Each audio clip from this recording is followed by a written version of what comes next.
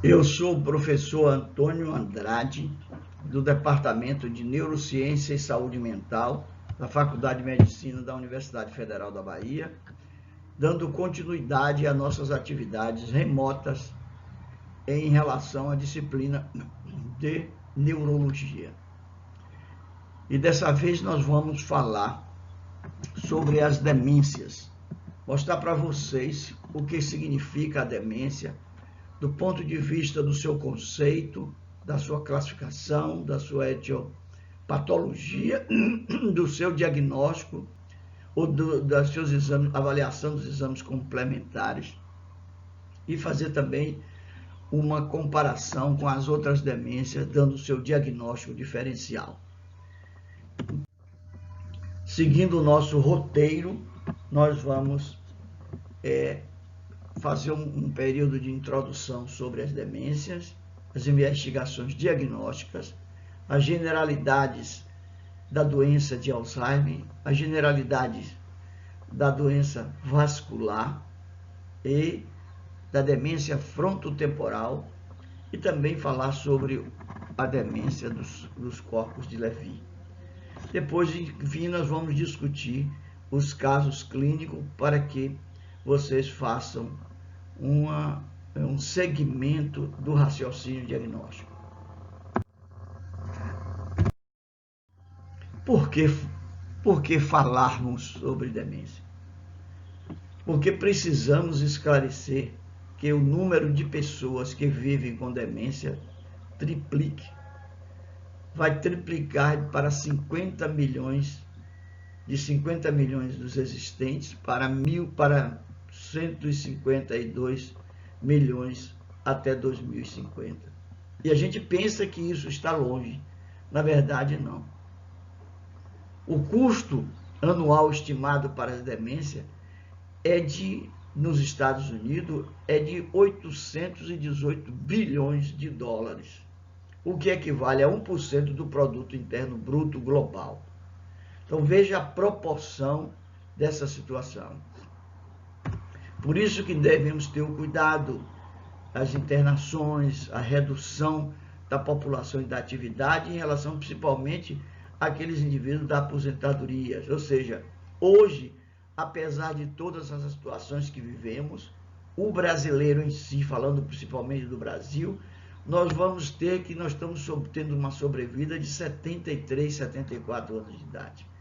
À medida que nós vamos melhorando as condições de vida, a situação socioeconômica, temos acesso a determinadas situações, a determinados hábitos de vida, passamos a ter uma alimentação melhor, passamos a se hidratar melhor, passamos a viver de uma certa forma em convívio com o nosso semelhante. Isso vai lhe dando um ajuste do ponto de vista psicossocial. E com isso nós vamos envelhecendo mais, vivendo mais e ficando para esse tipo de patologia. A demência significa o declínio cognitivo persistente, progressivo, crônico, que interfere nas atividades da vida diária, laborais ou instrumentais. Comprometimento de um ou mais domínios cognitivos. E o termo demência foi substituído por transtorno neurocognitivo maior, diferenciada do transtorno cognitivo leve. Compromete o conteúdo da consciência. Então veja o seguinte, para nós que estamos iniciando as nossas atividades, que é déficit cognitivo. Déficit cognitivo são as alterações ligadas com a memória, com a atenção e com a inteligência. Quando nós falamos de situações como linguagem, praxia, ou seja, tudo isso são funções corticais, daquelas descritas tão bem por Brodmann, que descreveu 52 áreas cerebrais, e cada uma dessas tem as suas funções. Então, porque é uma doença que tem uma prevalência alta em idosos, dobrando a cada 5 anos, depois de 65. Prevalência de demência de 1 a 2 aos 65 anos de idade, chegando até a 30 aos 80 anos de idade. Então, a prevalência de transtorno cognitivo leve é de 2 a 10 aos 65 anos de idade e de 5 a 25 aos indivíduos com 85 anos de idade. O sexo feminino está mais vulnerável associado à demência, principalmente na demência de Alzheimer, fato atribuído à sua longevidade. Ou seja, que as mulheres, você sabe que o sexo feminino vive mais. A doença de Alzheimer é principalmente a causa de demências em idosos.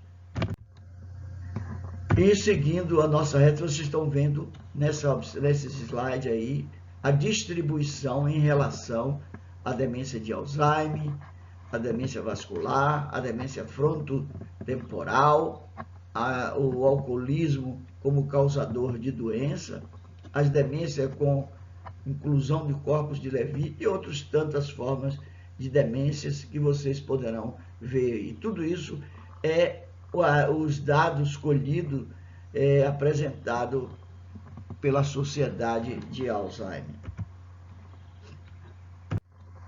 E a classificação? Como é que nós vamos classificar essas demências? Nós escolhemos uma das formas importantes, que são as chamadas demências degenerativas e não degenerativas, as corticais e as subcorticais, a pré-senil versus a tardia e aquelas ditas rapidamente progressiva e lentamente progressiva. Preste atenção porque, na verdade, essas classificações interessam muito a nós, neurologistas, psiquiatras, que estamos muitas vezes diante de um paciente e ele pode iniciar o seu caso com determinadas doenças, tipo a parte de depressão, pode iniciar devido a uma descompensação da diabetes, da hipertensão arterial, ou seja, esses fatores de risco que precipitam a disfunção em relação a uma perda afetiva, tudo isso nós temos que levar em consideração e fazer uma análise. E aí nós vamos fazer a investigação diagnóstica. A investigação diagnóstica desses pacientes, o que é que nós vamos observar? Primeiro, a queixa do paciente. Depois, a sua percepção de dificuldades, se tem alterações do comportamento, as alucinações visuais, que são muito frequentes, e distúrbios do sono e da linguagem.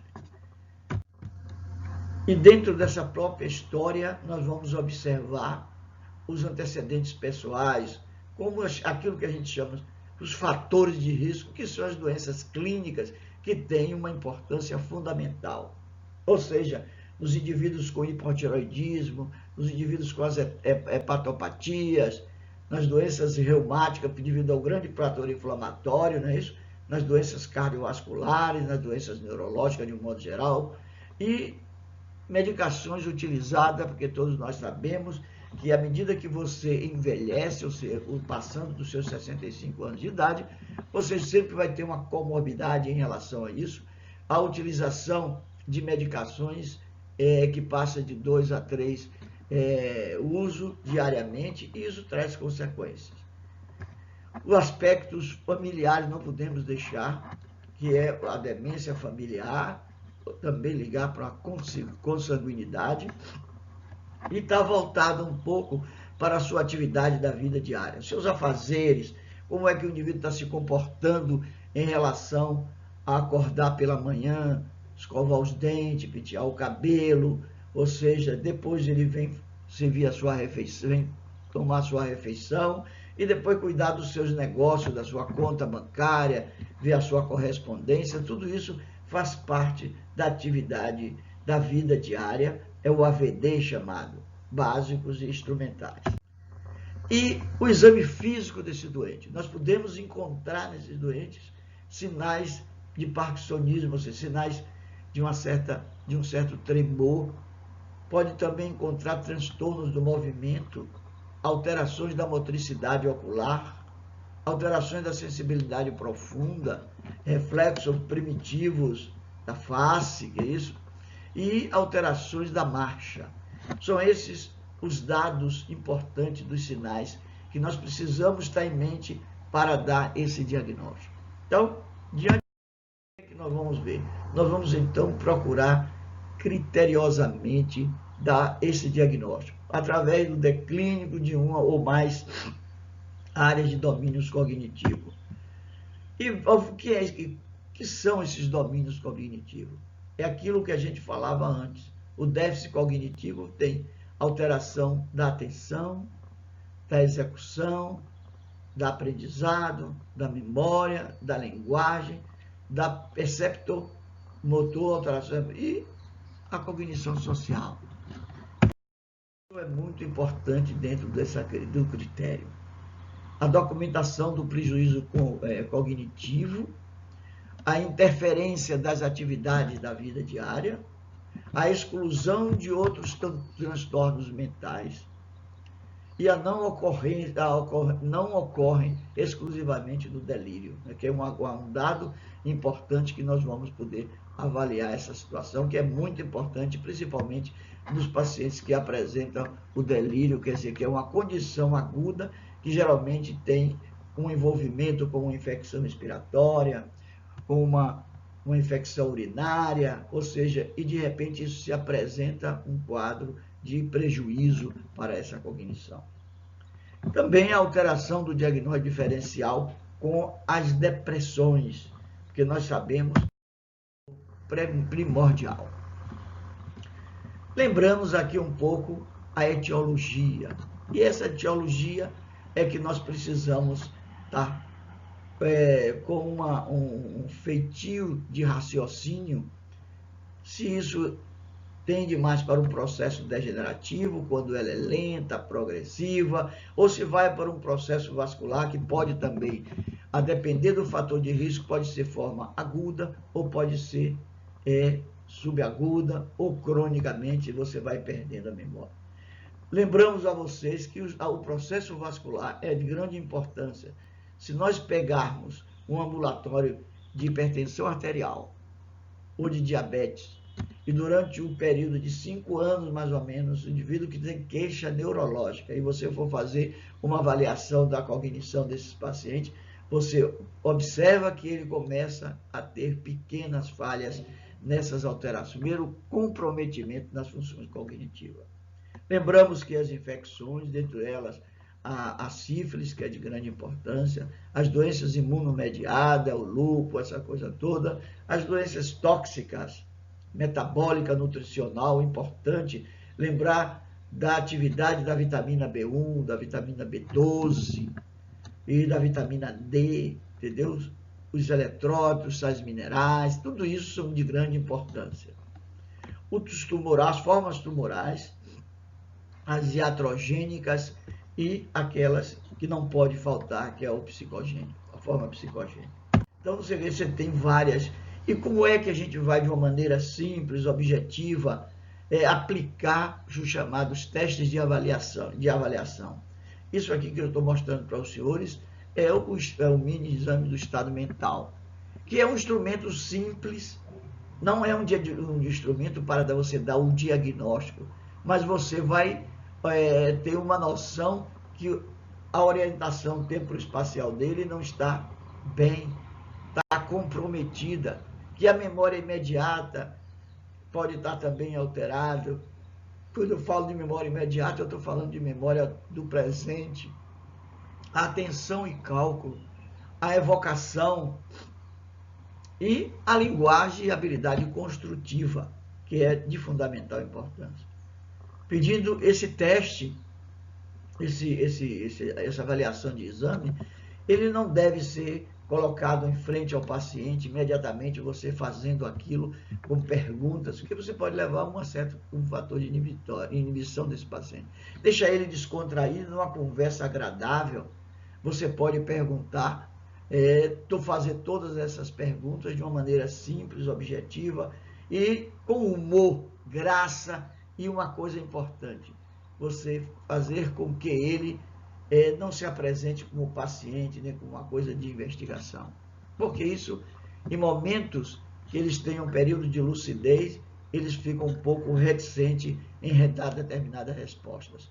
Então, a gente precisa ter muito cuidado quando a gente vai fazer. É um teste é um teste muito bom, porque, e lembrar sempre a vocês, isso não é um teste diagnóstico, é um teste que vai nos nortear para a área cerebral. Então, o neurologista é que sabe que o indivíduo está esquecendo as coisas, a coisa, quer dizer, os seus afazeres do presente, ou desconhecendo alguém que ele convive muito, você está dizendo que ele tem uma alteração de memória.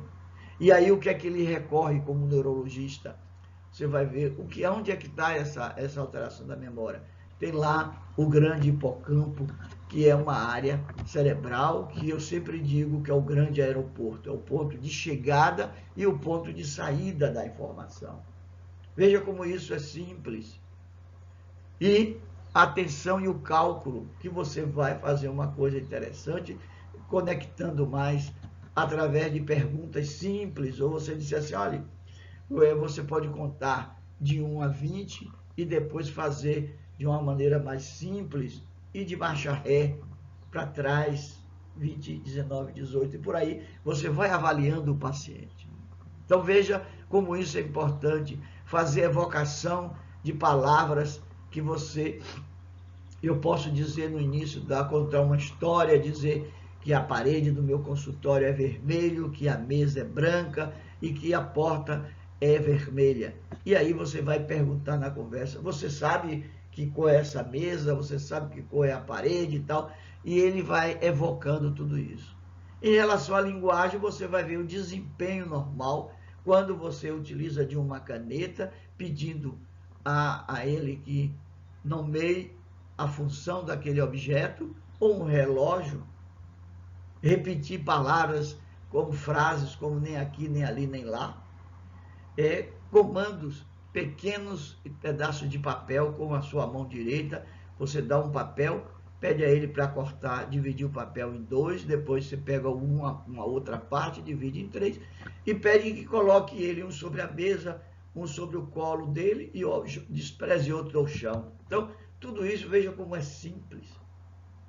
Você pede a ele que lê uma frase que você coloca em uma cartolina, e pede a ele, feche os olhos, é uma coisa simples. Escrever uma frase e copiar um desenho. Agora, para que tudo isso seja feito, é necessário que você tenha um pouco de escolaridade, ou seja, os indivíduos têm que ter uma escolaridade para fazer este exame em torno de 8 anos de escolaridade.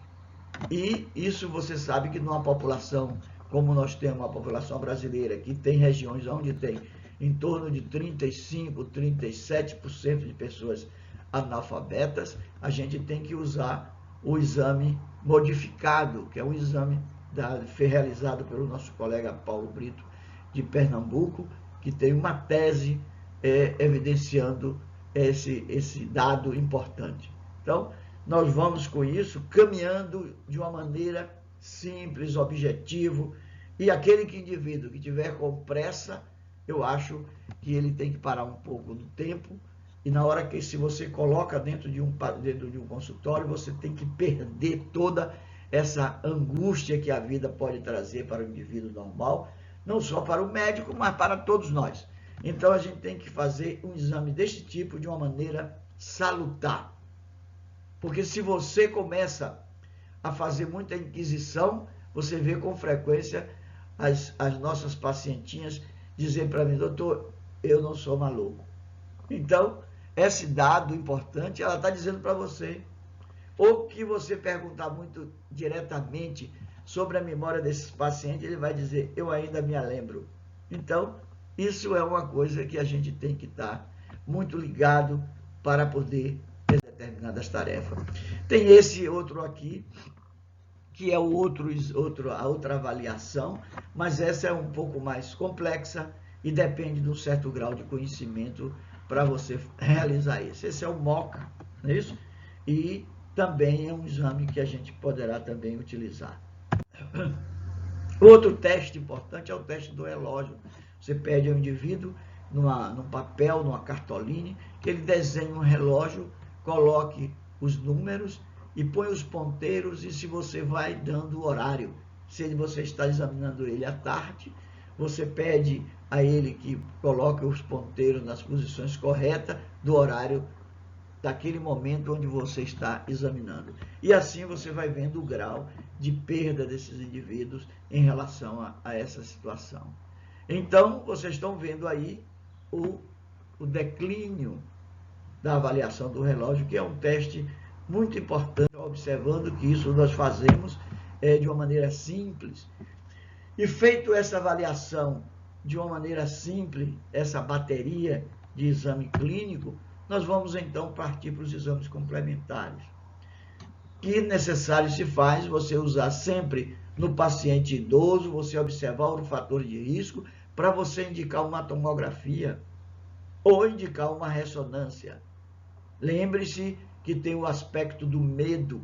O indivíduo muitas vezes tem medo, você tem que explicar muito esta situação. Então, tem uma tomografia, que é um exame mais diretivo, um exame que em torno de 1 minuto e meio a 3 minutos você resolve e tem uma noção geral sobre a estrutura das áreas cerebrais. Ou a função que a gente quer é a observação do parênquima de um modo geral, do sistema ventricular, não é isso?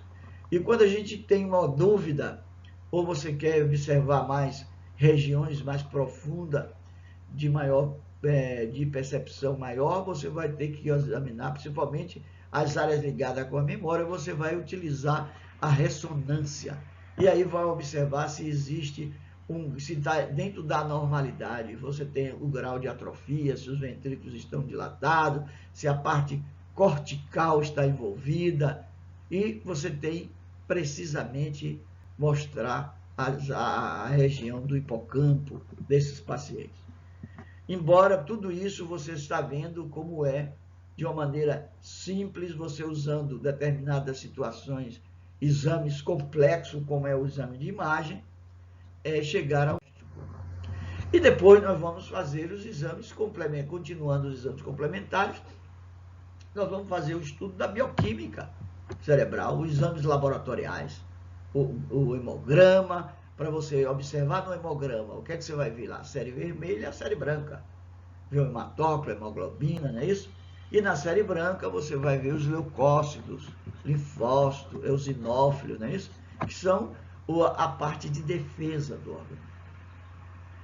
Ver a creatinina para você observar como é que está essa função renal, ver o TSH, tireoide, ver como isso é importante você com um só exame para não onerar muito o paciente, os eletrólitos, principalmente no paciente idoso, sódio, potássio, e ver se esse indivíduo tem uma hiponatremia, porque a hiponatremia causa uma série de alterações no indivíduo, a albumina, né? As funções hepáticas através do TGO, TGP, né, essas enzimas, as vitaminas, como eu já falei anteriormente, da vitamina B1, da vitamina B6, da vitamina B12, que está envolvida diretamente no metabolismo, na formação da bainha de mielina, ou seja, e um processo inflamatório que são muito frequentes, que é a sífilis através do VDL e o HIV. Então, veja como a coisa é simples, e você com exames relativamente simples, você pode definir o indivíduo. Porque você pode sofisticar se a gente for procurar os marcadores, aí é outra coisa. Mas, primeiro, nós estamos aqui com um entendimento exclusivo, procurando saber se aquele déficit cognitivo, se aquela demência, ela tem uma causa reversível ou se ela tem uma causa irreversível. Que isso é fundamental para você conversar com a...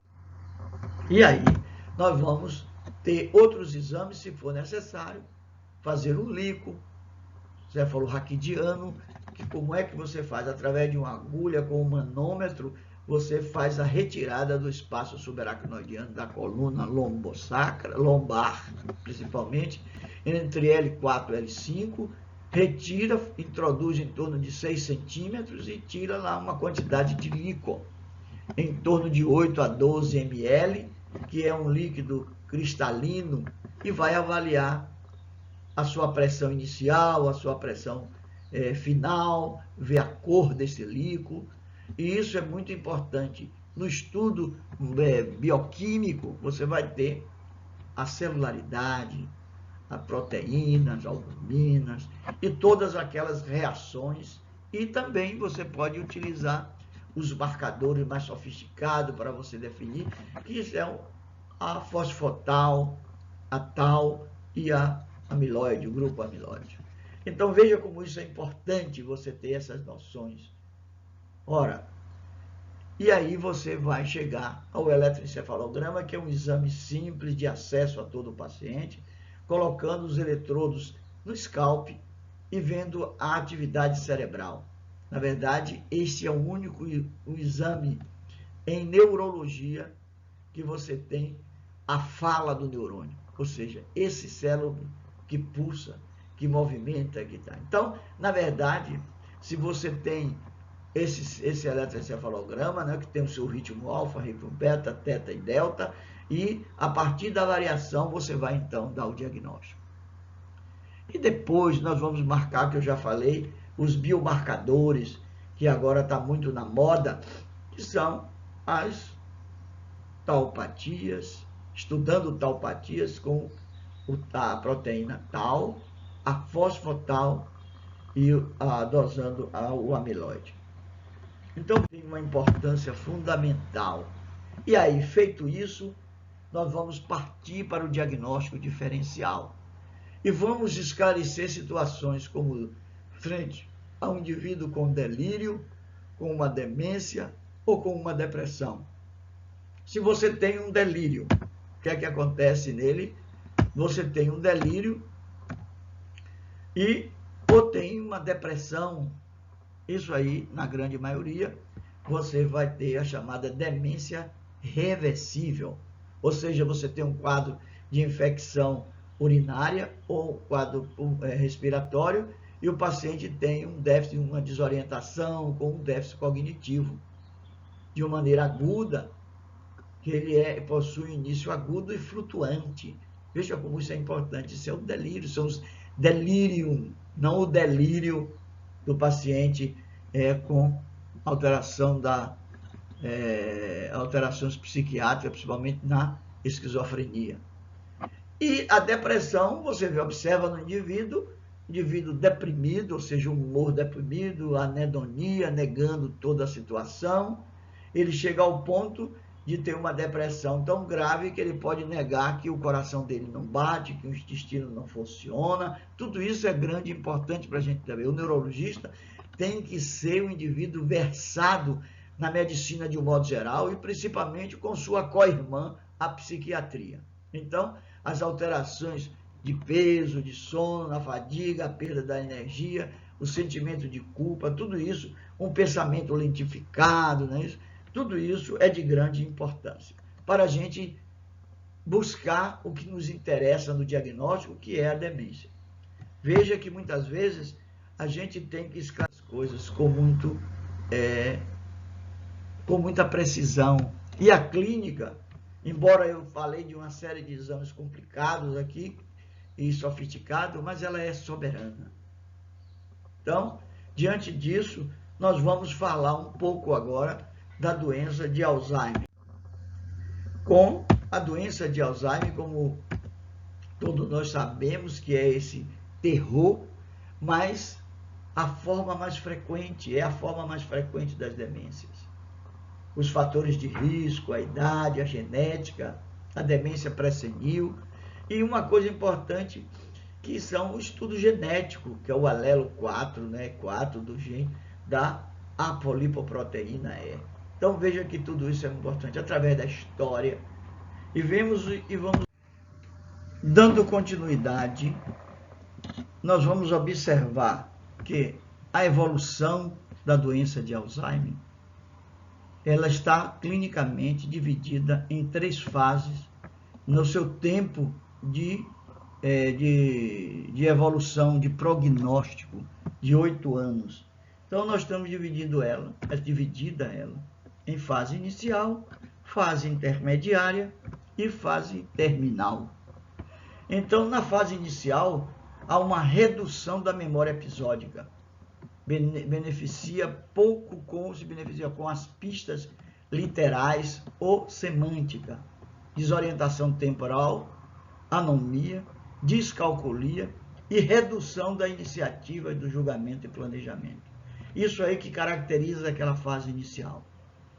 Na fase intermediária, a redução da memória remota, desorientação espacial, redução da fluência verbal, a distractibilidade, a nosognosia, a piora da disfunção executiva, resolução de problemas e planejamento. Ou seja, tudo isso é importante que a gente tenha uma noção para a gente saber em que fase a gente está lidando. E o comprometimento da fase terminal, que é a fase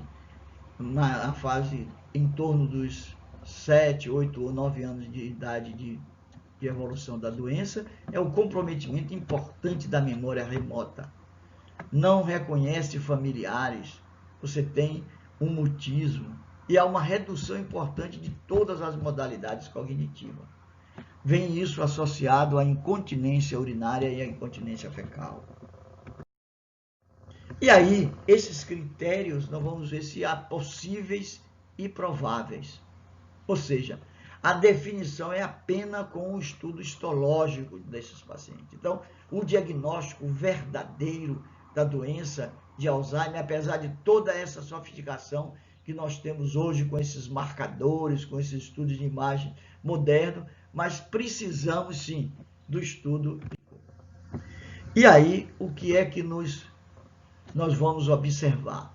Na necrópsia desses pacientes, nós vamos observar a parte macroscópica e a parte microscópica.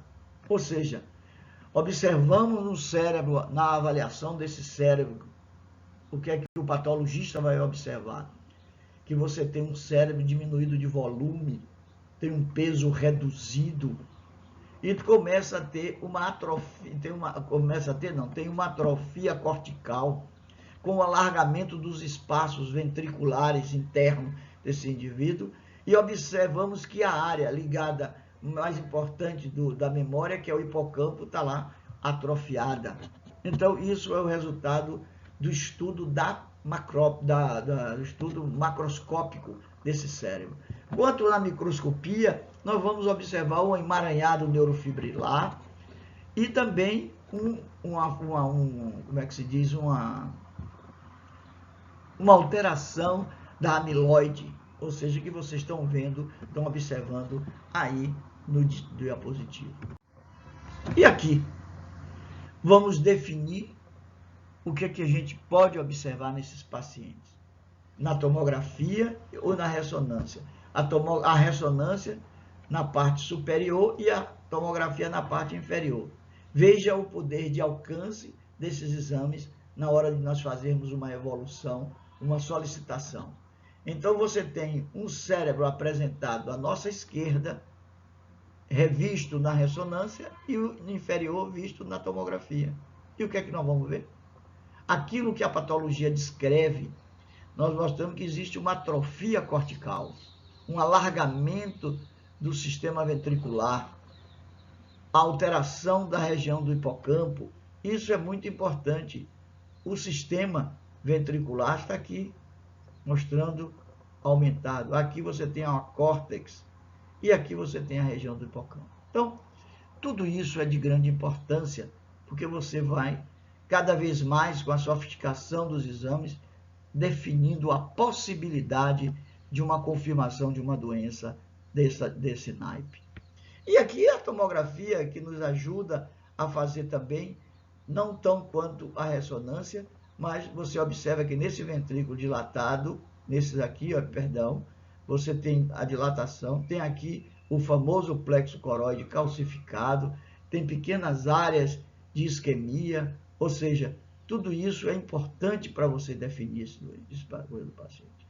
Já nos estudos metabólicos, vamos chamar assim, no PET scanning, o que é que você vai observar? Aqui é a imagem de um cérebro normal. Esse exame é realizado com a chamada glicose marcada. E aí quando ele é normal, ele se apresenta com essa distribuição do metabolismo. Quando ele começa a alterar, você vê que já existe áreas com hipometabolismo. E numa fase mais avançada, nós estamos observando que existe totalmente um hipometabolismo, restando apenas os núcleos, aqui são chamados núcleos basais, não é isso? E aqui a região é ligada com a parte do lobo occipital, a região do calcário, da região calcarínea, a região 17, 18, 19. Então isso é de grande importância, que é responsável pela visão. Então a gente tem que ter essa noção de tudo isso. E aliado a isso, uma sofisticação maior, quando a gente faz os marcadores específicos, no líquido principalmente, que é estudando a proteína tal, a amiloide e a fosfotal. Então,